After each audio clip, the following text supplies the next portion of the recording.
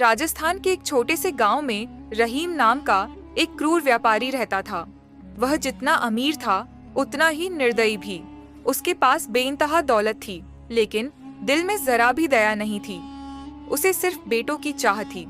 उसकी पत्नी सायरा हर बार गर्भवती होती, लेकिन अगर लड़की जन्म लेती तो रहीम उसे दुनिया से मिटा देता। सायरा दर्द में डूबी रहती, पर अपने पति के आगे बेबस थी। एक दिन सायरा फिर गर्भवती हुई। महीनों बीते और रहीम बेसब्री से बेटे के जन्म का इंतजार करने लगा। जब प्रसव का समय आया तो एक अंधेरी तूफानी रात थी। बिजली कड़क रही थी और हवाएं तेजी से चल रही थीं। सायरा दर्द में थी। जब बच्ची की किलकारी गूंजी तो रहीम का चेहरा गुस्से से लाल हो गया। फिर से एक लड़की, इसे अभी खत्म कर दो, उसने गरज कर कहा। लेकिन इस बार सायरा चुप नहीं रही। उसने अपने दिल पर पत्थर रखकर एक खौफनाक फैसला किया।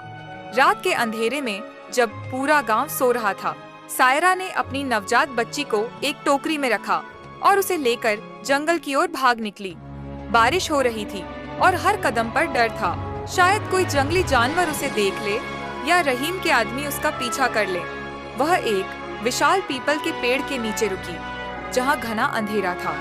दूर कहीं एक उल्लू बोल रहा था और जंगली जानवरों की आवाजें गूंज रही थीं। सायरा ने बच्ची को सीने से लगाकर कहा, बेटी, मैं मजबूर हूँ, लेकिन मुझे यकीन है कि ऊपर वाला तेरा ख्याल रखेगा। उसकी आंखों से आंसू झरने लगे। वह बच्ची को टोकरी में रखकर भागने लगी, पर तभी झाड़ियों में कुछ सरसराने की आवाज आई। सायरा डर गई। उसने पीछे मुड़कर देखा। अंधेरे में दो चमकती आंखें उसे घूर रही थीं। वो एक भेड़िया था। सायरा के दिल की धड़कन तेज हो गई। वह कांपने लगी। उसे लगा कि अब उसकी बेटी नहीं बचेगी, लेकिन फिर कुछ ऐसा हुआ जिसे देखकर सायरा की आंखें हैरानी से फैल गईं। भेड़िया धीरे धीरे बच्ची के पास आया और उसे सूंघने लगा। फिर उसने अपनी पूंछ हिलाई और टोकरी को अपने मुंह में उठा लिया।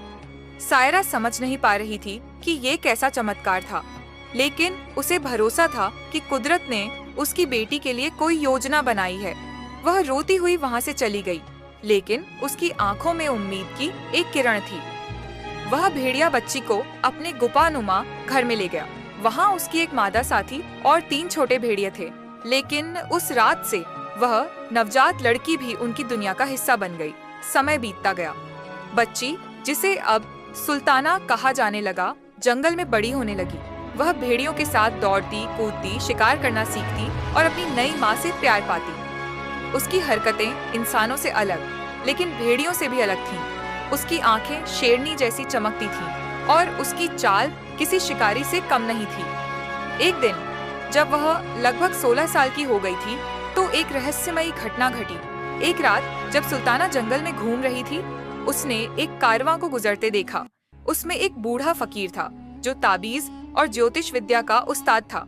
उसकी नजर सुल्ताना पर पड़ी और उसने उसकी कलाई पर बंधे एक धागे को देखा।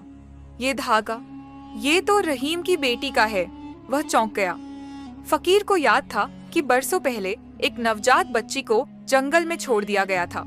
उसकी माँ ने उसकी पहचान के लिए एक लाल धागा उसकी कलाई पर बांध दिया था। बेटी, तेरा बाप रहीम है, तुझे जंगल में मरने के लिए छोड़ दिया गया था, फकीर ने कहा।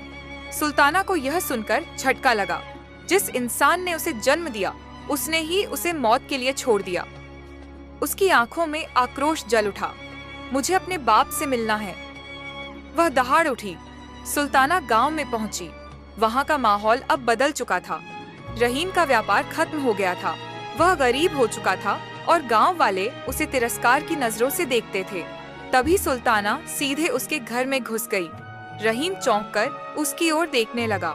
वह उसकी शक्ल में कुछ जाना पहचाना देख रहा था। तू कौन है? रहीम ने पूछा। सुल्ताना मुस्कुराई। उसकी मुस्कान में एक अजीब सा डर था। मैं वही हूँ जिसे तूने मरने के लिए छोड़ दिया था। रहीम के चेहरे का रंग उड़ गया। उसकी आंखों में डर था। ये झूठ है, वह हकलाया। सुल्ताना ने अपनी कलाई का धागा दिखाया। यह वही धागा था जो सायरा ने उसके जन्म के समय बांधा था। सायरा दौड़ती हुई आई और रोते हुए सुल्ताना को गले लगा लिया। मुझे माफ कर दे बेटी, मैंने तुझे बचाने के लिए बहुत कोशिश की। लेकिन रहीम अब भी अपने घमंड में था। तू चाहे कोई भी हो, मैं तुझे नहीं अपनाऊंगा री, उसने घमंड से कहा। सुल्ताना ने एक ठंडी हंसी हंसी। अब तुझे अपनाने के लिए मैं यहाँ नहीं आई हूँ, मैं तुझे यह दिखाने आई हूँ कि जो इंसान बेटियों को बोझ समझता है, उसकी किस्मत भी एक दिन उसे ठुकरा देती है। गांव वालों ने रहीम को धिक्कारना शुरू कर दिया। उसे अपनी गलती का एहसास हुआ, लेकिन अब बहुत देर हो चुकी थी। सुल्ताना अब गांव की नहीं, जंगल की बेटी थी। वह भेड़ियों के बीच पली बड़ी थी और अब उसे किसी इंसान के नाम या पहचान की जरूरत नहीं थी। वह जंगल में लौटी और वहां की नई रानी बन गई। जो बेटियों को ठुकराते हैं, उन्हें किस्मत खुद ठुकरा देती है।